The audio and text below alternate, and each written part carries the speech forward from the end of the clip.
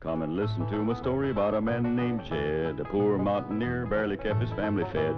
And then one day he was shooting at some food, and up through the ground come a bubbling crude oil, that is, black gold, Texas tea. Well, the first thing you know, old Jed's a millionaire. The kinfolk said, Jed, move away from there. Said, California is the place you ought to be. So they loaded up the truck and they moved to Beverly Hills, that is, swimming pools, movie stars. The Beverly Hillbillies.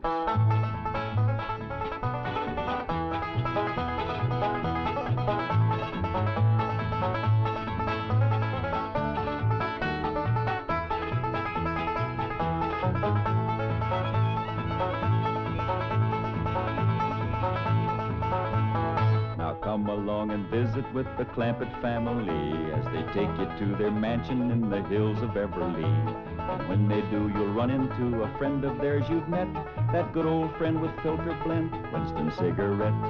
Winston tastes good like a cigarette should.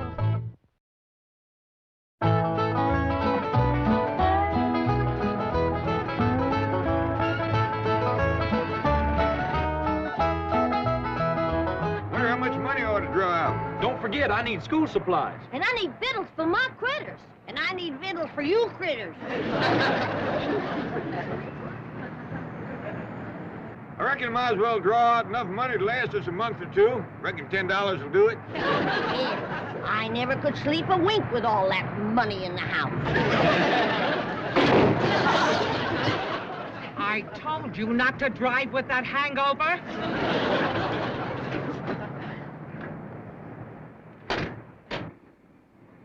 Anybody hurt? I don't think so.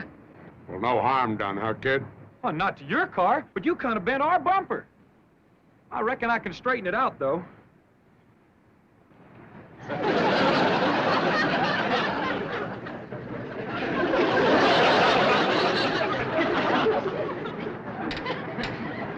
Attaboy. You going in the bank, old-timer? Yes, sir. I was planning to. Well, come with me. They know me here. Maybe I can do you some good. I hope you'll forgive my stupid husband. Had a bad day yesterday with the nags, and he got stoned last night. So now he's got to borrow some money to pay off his bookie. What's a bookie? A little rat called Sam the Collector. Oh, Jim could only stay away from the horses. Your husband likes horses, does he? Loves them, especially losers. Jed says a man who likes animals can't be all bad. Here comes Uncle Jed, Granny. Well, let's be on our way. Bye, ma'am. Glad there was no harm done. So am I.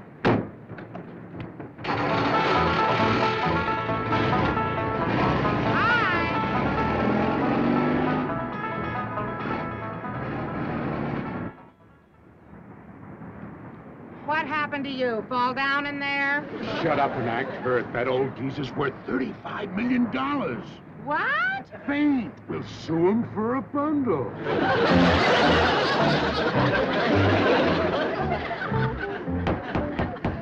Case of Johnson versus Clampetts. Are the plaintiffs ready? We are, Your Honor. Are the defendants ready? Mr. Clampetts. Yes, sir? Please rise when addressing the court. Yes, sir, Your Courtship. Your Honor. Oh, just call me Jed. Mr. Clampetts, let me warn you that any attempt at humor will be dealt with severely. You're being sued for $100,000. Do you consider that funny? No, sir. Very well. Are you represented by counsel? Am I what? By who? Do you have an attorney? A lawyer? Oh, no, sir. I see. You're appearing in pro per. Do you have any objections? No, Your Honor. Not hearing no objection, I'll permit your defense. Well, thank you, sir. For the plaintiffs will make his opening statement. Thank you, Your Honor.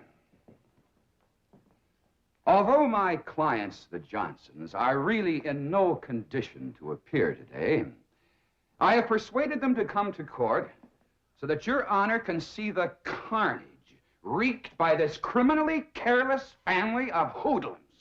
Oh, excuse me, young feller, but our name ain't Hoodlum, it's Clampetts. It's all except Granny, she's a Moses, and Jethro, he's a Bodine. He's my cousin Pearl's boy. Pearl's back home right now with Jethro and his sister trying to get her married. She's 18 and still single. That is enough. That's the way my cousin Pearl feels. A girl passes 18 and her chances of getting a husband. Mr. Clampetts, will you please be quiet?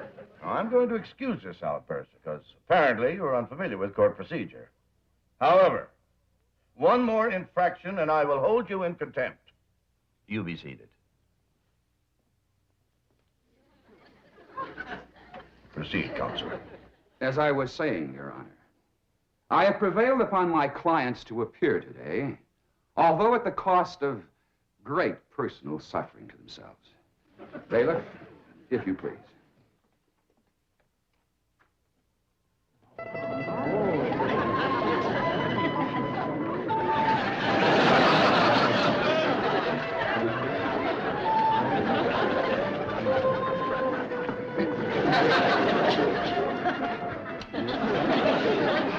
Is them the people that run into us? It sure is.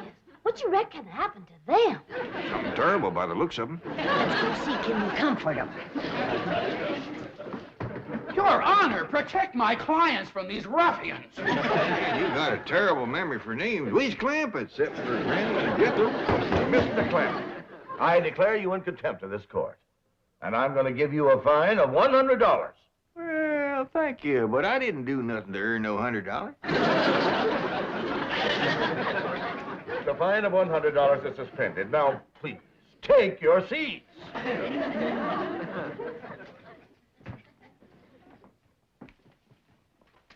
Jed, where's the $100 he promised you? Didn't you hear him, Granny? The judge spended it. What right he got spending your $100? Order in this court. The attorney for the plaintiffs will proceed. Your Honor, the maimed and broken bodies of my clients speak more eloquently than any words of mine in condemning the criminal actions of this lawless family. What'd he call us that time? Lawless? I know a family named Lawless. Awful nice folks. Raise pigs. You will prove, Your Honor, that on the day and date set forth in the complaint, said defendants did willfully and maliciously crash into the plaintiff's car, inflicting upon the bodies of the plaintiffs numerous and grievous injuries, for which we ask the court to award damages in the amount of $100,000 to said plaintiffs. He can't even remember the Johnsons. He keeps calling them the plaintiffs. There's two ways about it. When it comes to recollecting names, that young feller's pitiful. I want you to tell the court in your own words exactly what happened. Well, Mrs. Johnson and I had just driven up to the bank where I hoped to borrow some money for my favorite charity, the Horse Lovers of America. And although we've been married for 20 years, Mrs. Johnson and I are still very affectionate. Proceed with your testimony, Mr. Johnson. Well, being affectionate as we are, we sat in the car for a few moments to speak of our love. I love you, Jim Johnson. I love you, Mabel. What other man would borrow the money to help those poor old horses on their way to the glue factory? Well, I do what my heart tells me. Mabel! What is it, Angel? There's an old truck careening down the street out of control. Oh, Jim! He's heading straight for us! Well, have no fear. I'll protect you, darling. And that's the last I remember, Your Honor. Those monsters crashing into us in an alcoholic stupor. Honor, please. Court is recessed for 10 minutes. Who you reckon smacked into them people like that? I don't know, but they was driving something called a stupor. What do we drive, Jethro? I ain't sure, but I think it's called a Stutz. Glad we wasn't there. We could have helped them. Excuse me, mister. How do you get to the playground? Playground? Oh, yes, sir. He just called recess.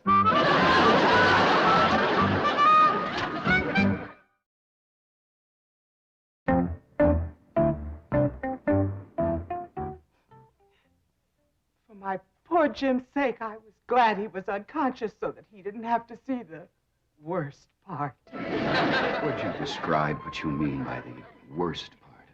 Well, you see, the impact threw my husband out of the car.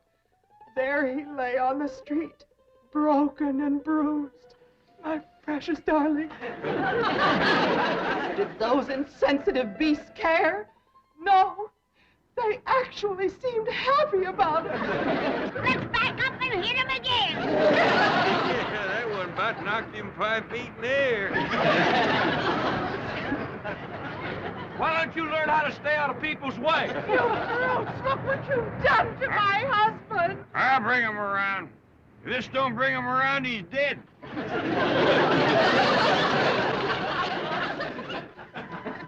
My poor husband, whose precious lips had never before touched alcohol. Your Honor, please, sir, Mr. Judge. Yes, Mr. Clampetts? Do you wish to question Mrs. Johnson? Oh, no, sir. That poor woman's been through trouble enough. I just want to say that me and my family here is right good at tracking and trailing and hunting.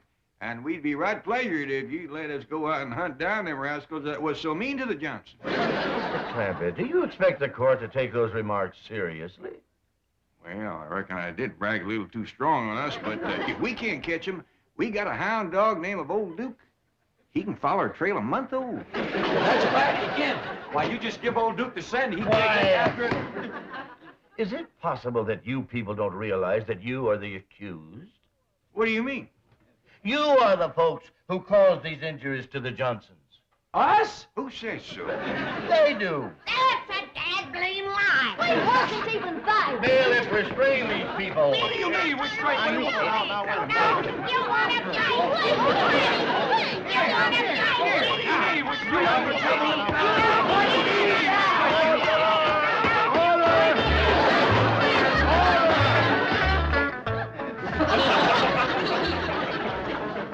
If you ask me, this is a heck of a place to spend recess. That fella said he put us in here to cool off. It's hotter in here than it is in there. Well, there's one good thing. He's going to give each one of us $100. Fine. That's what I say. Fine and dandy.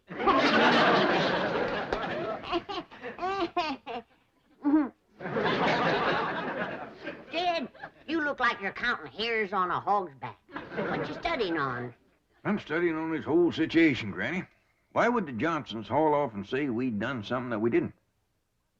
Well, maybe they's fibbing to get the money. Maybe they's text. I agree with Ellie. Way I got it figured, that accident they had knocked their memories loose. I coulda.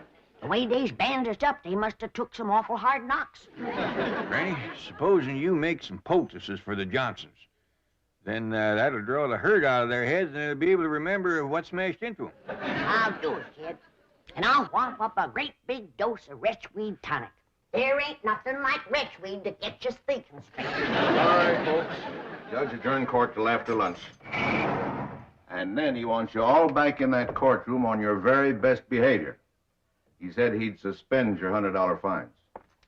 There he goes, spending our money again. I'm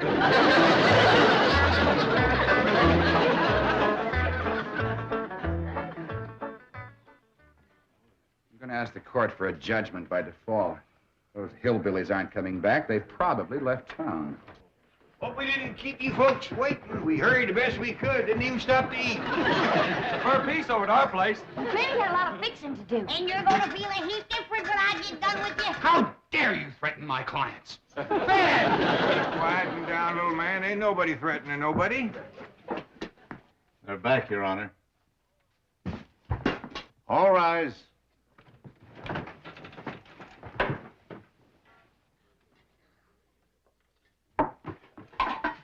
You can uncover the grits, but keep the lid on the baked pasta. Well, how about the chitlins? They're just as good cold. They sure is, Granny.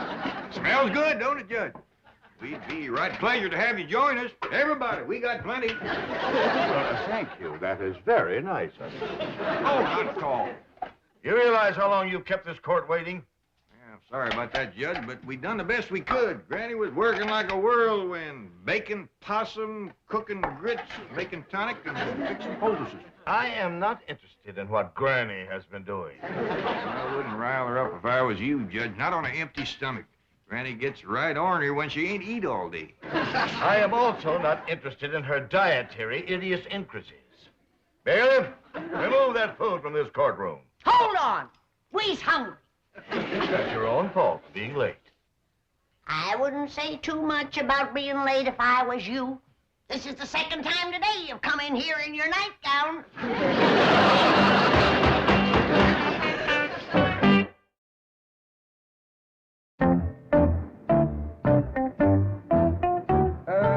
Tell me, Jethro, do you like to drive that old truck? Oh, yes, sir. Do you like to drive fast? Oh, yes, sir, but I'm Just always... answer the question, yes or no, and tell the truth. How do you like to drive fast? Yes, sir. Were you driving fast the day you crashed into the Johnsons' car? Oh, no, sir. Were you driving slowly when you crashed into their car? No, sir, but That's I'm all, always... thank you. But Now I'm al- step down, please. Next witness. Granny, I understand that you make very good moonshine whiskey.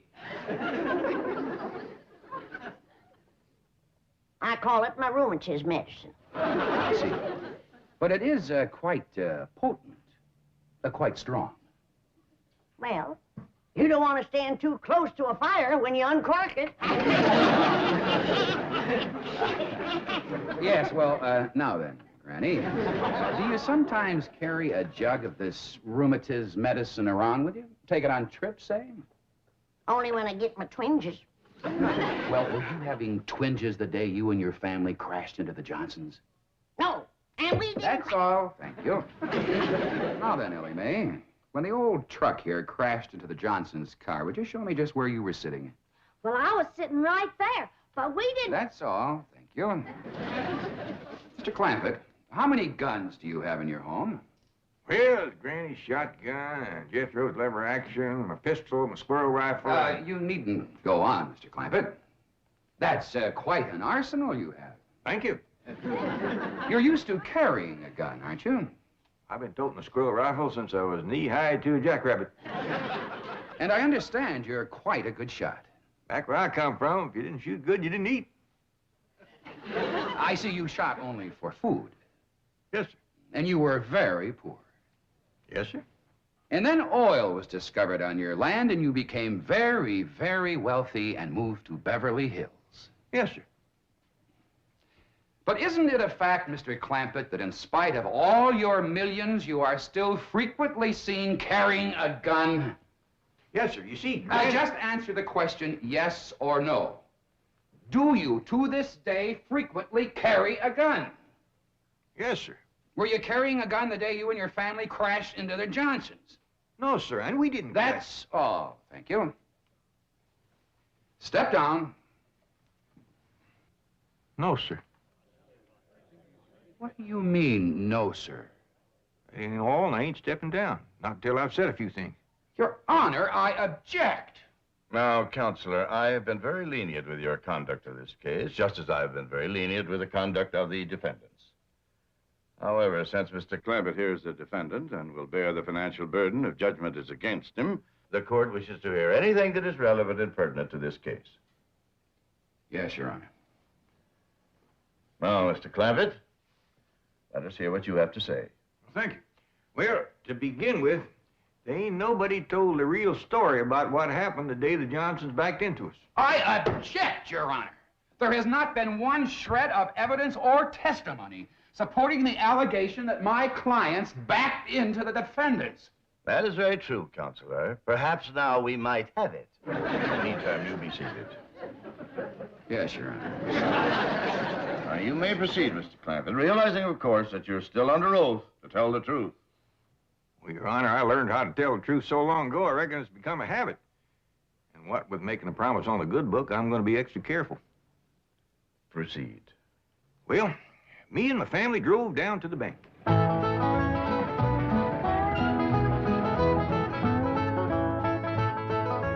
And then we drove on home, and that's the last we seen of the Johnsons till somebody come to the house and told us to come down here to the courtroom. You may cross-examine. Well, that's quite a story you told, Mr. Clampett.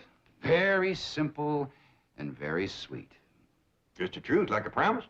You're innocent of all these charges against you, aren't you? You've nothing to hide. That's right. Then why, Mr. Clampett, did you not answer the summons and complaint served upon you by the county marshal?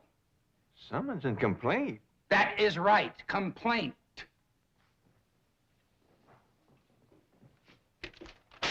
This is a complaint, Mr. Clampett. In fact, it's a copy of the one delivered into your hands. Is that a complaint? It is. Why didn't you answer it? Would you mind reading that first line there? The people of the state of California send greetings to J.D. Clampett. That just didn't seem like no complaint to us. And as for answering it, well, Jethro says there's pert near 18 million people in California. We just couldn't hardly see how we could get around to greeting them all back. Any further questions? Not right now, Your Honor. Court will recess for 30 minutes, after which we'll hear final argument.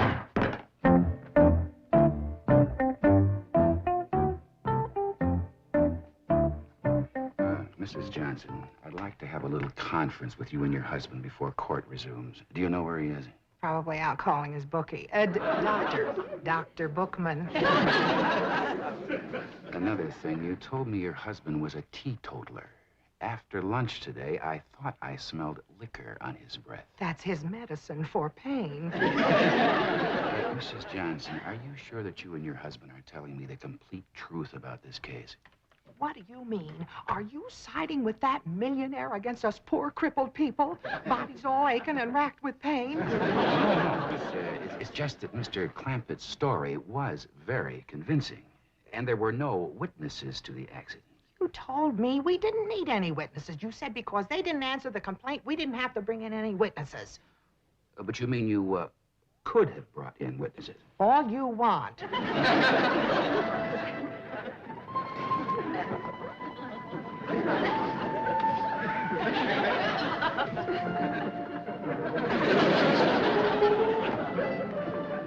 All rise.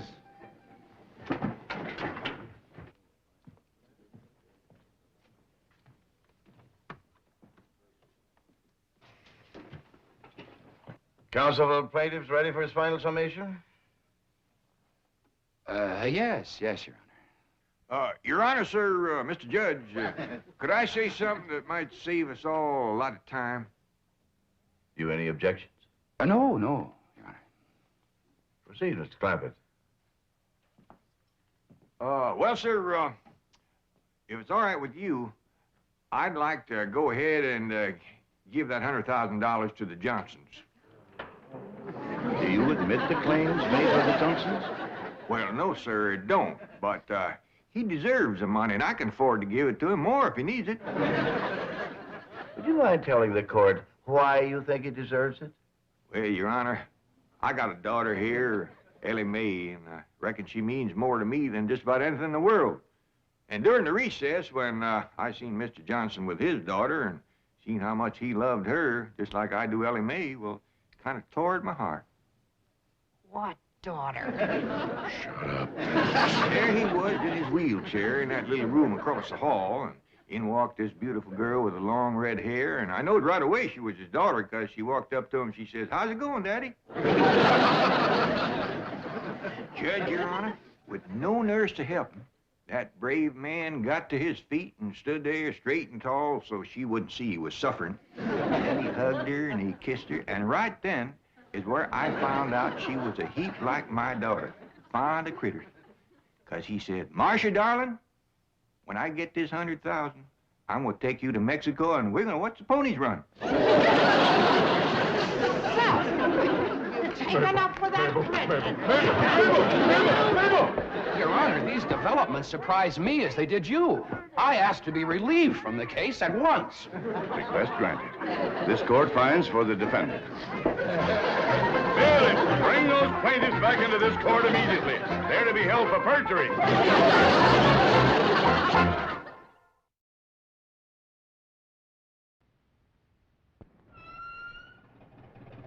Jed, you've been quiet as a mouse all the way home. I've been studying on how to send greetings back to the people of California. After all, it don't seem right not to. They've been so friendly to us. Well, Pa, why don't we just go visit everybody? I'd like to send them all to Winston. That's about the friendliest thing I can think of. But, Uncle Jed, that'd take 18 million Winstons. Well, how many packages would that be? There's 20 delicious Winstons in each package. Well, let's see. If there's 20 delicious Winstons to a package, to get 18 million, 20 into 18, that won't go.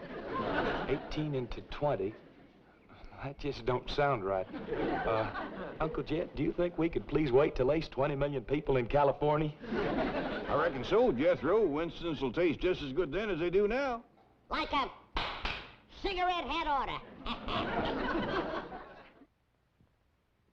The Beverly Hillbillies has been presented by Winston. We hope you've enjoyed it, and we hope you will try Winston, because Winston tastes good, like a cigarette should.